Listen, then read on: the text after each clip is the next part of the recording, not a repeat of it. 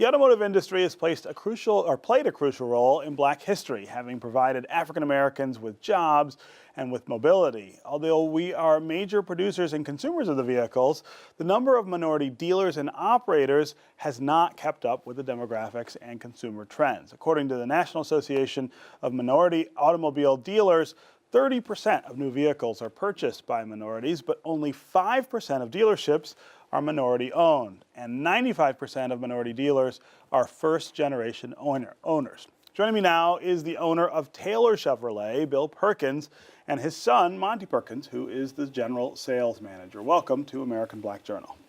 Thank you. Glad to be here. Yeah, so let's start with those numbers. They're not great nationwide, but I would imagine that if we went back 10 years, 20 years, 30 years, they would have been worse. Are we making progress in the right way?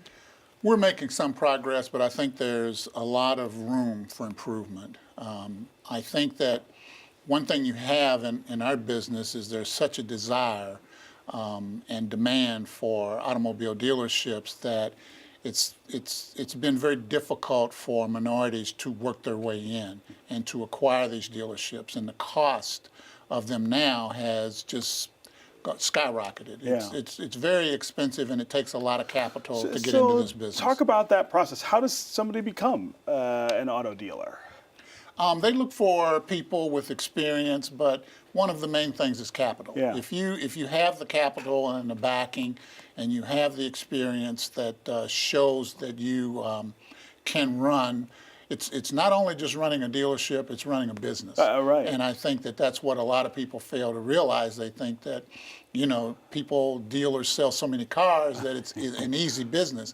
And it's very difficult because you have 5 or 6 businesses under one roof. Right, right. So talk about the history of minority auto dealership ownership, both nationally and here. Mm-hmm. I can think of growing up here in the 70s and 80s, people like Mel Farr, people like Walt Douglas, someone I've known a long time, and when he got his dealership, Porterfield Wilson. Mm-hmm. Talk about sort of where all this comes from and the momentum, I guess, that those folks were able to build up.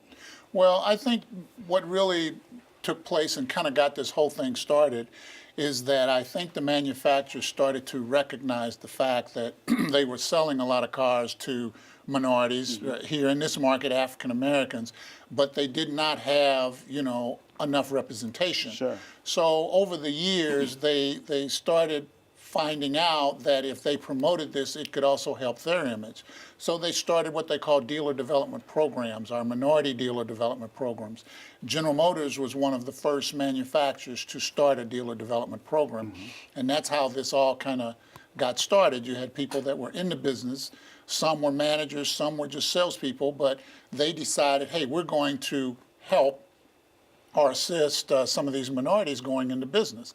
That's how I got in. Yeah. I went through their program. Uh-huh. So that's how it all got started, and it has kind of blossomed, and they've had some successes, but when the recession hit, back in 2008 and 9 and 10, it wiped a lot of dealers out of business. It sure did, yeah. Yes. Yeah. So, Monty, you are the second generation of this dealership. Talk about, first of all, why you were interested in coming to work for your dad, but also the interest in continuing that family ownership of the dealership. Yeah, absolutely. It started from a very young age. Growing up with my father and looking up to him, I wanted to do what he did for a living before I knew what he did for a living, right? And as I was a kid, I played a lot of sports, and I love sports, and I wanted to be that professional athlete like every kid does. And, I remember my mom and my dad both saying, well, what's your backup plan? Because that's probably going to end up being your go-to at some point, right? And, you listen to them, and you're like, yeah, but I'm really good. But, eventually it was time to hang up the cleats and start doing something. And I was very lucky to have somebody that allowed me to jump into the business at an early age, probably a lot sooner than most kids get to. But he made me start at the bottom, which was okay. I resented it at the time, but now I look back and it makes sense. Picking up cigarette butts and painting curbs and pulling weeds. Those are all things that you have to know. And today in the store, I would never ask somebody to do something that I haven't already done or I wouldn't be willing to do myself. So But growing up and joining the business, I began to really like it. And a lot of the things that I learned on the field, playing football, translated into business very well. Teamwork, accountability, drive, determination, practice. These are all things that really come through in everyday activity. Yeah. And it really helped me to set a foundation to be able to, lead people. And managing is a lot different than just working in the business, but learning to manage people. Yeah. That's really different, right? That is It's a extremely whole different. It's a whole different skill set. And once you think you got it, you don't. Yeah. That's a great way. That's a great way to think of it, though. Right? Absolutely. Yeah. And growing up with him and watching him, in the business, it's something that I really decided that that's what I wanted to do. And once I got into the business, finding my own way in that business, understanding that I'm not him and I'm not going to be him. And he did a good job of kind of letting me know that you're going to have to do your own thing and find your own way, and you're going to have things you're really good at, and they're not going to be the things that I'm really good at. So learning those and just studying the craft and continuing to work at it. So when we talk about legacy and when we talk about its importance to maintaining that minority ownership, I mean, we've got this great example here.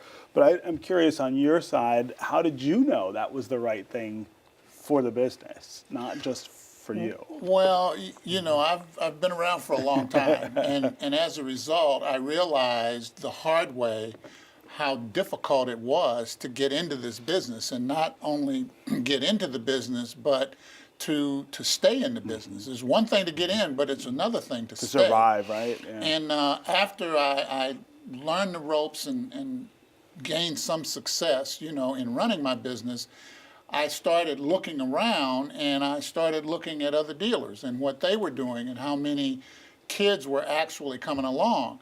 When you look at the majority dealers, the white dealers, it was just a natural progression that, they wanted to pass it on. Yeah. But with us, minorities, it was not there. And I said to myself, well, if my kids decide that they want to come into this business, I'm going to do everything I can to assist them, but I'm not going to force them. I have a daughter. She's a little older than Monty, but I had talks with her about coming into the business, and she said, Dad, she said, I just don't think that business is I'm cut out for that business. It wasn't what she wanted to do. It's not what I want to do. So, hey, I wasn't mad about it. I wasn't disappointed about it. All I wanted her to do was to be successful and to be happy with the life that she chose. Yeah. And she is today. With him, it was a little different. He was always asking, well, Dad, when can I go to work? What can I do? I want to do what you're doing. Yeah. And so I said, well, are you sure? Because first of all, let's get the foundation down. First of all, you need to go to school. Right. You need to be educated. Let's make sure that this is what you really want to do. Sure. And after he went to college and he played ball, and he kind of learned the hard way that he wasn't going to be a professional football player, he started looking at it, and he really got serious. And he says, hey, I'd like to come to work for you. So in the beginning, I encouraged him to go to work for somebody else, because working for me it's going to be difficult, because I'm not going to, do you any No favors. breaks, no breaks, right? You're an employee, and if you think you're going to walk in the door and make a whole lot of money, it's not going to happen. Right. And so he did that. He went to work for another firm down in North Carolina, and he was down there for almost a year. And then he called me and he says, Dad, I'm learning a lot, but he said, what better person to learn from than you? He says, I want to be in the business. I want to work with you. And he said, I'm learning, but I think that I could learn more in working with you. So we brought him back, and he started working for me. And it has not been easy for him, because, a lot of the employees feel that, well, he's a dealer's son, Is he getting an and he's got advantage, right? this and he's got that. But I did not make it easy for him. He has had to earn his way. Yeah, I think that's probably one of the keys to successful legacy, right? Is making sure that it's the right person and the right fit. Right. Yeah. Well, congratulations to both of you, and thank you very much for being here on American Black Journal. Glad Thanks to be for here, having us. Stephen.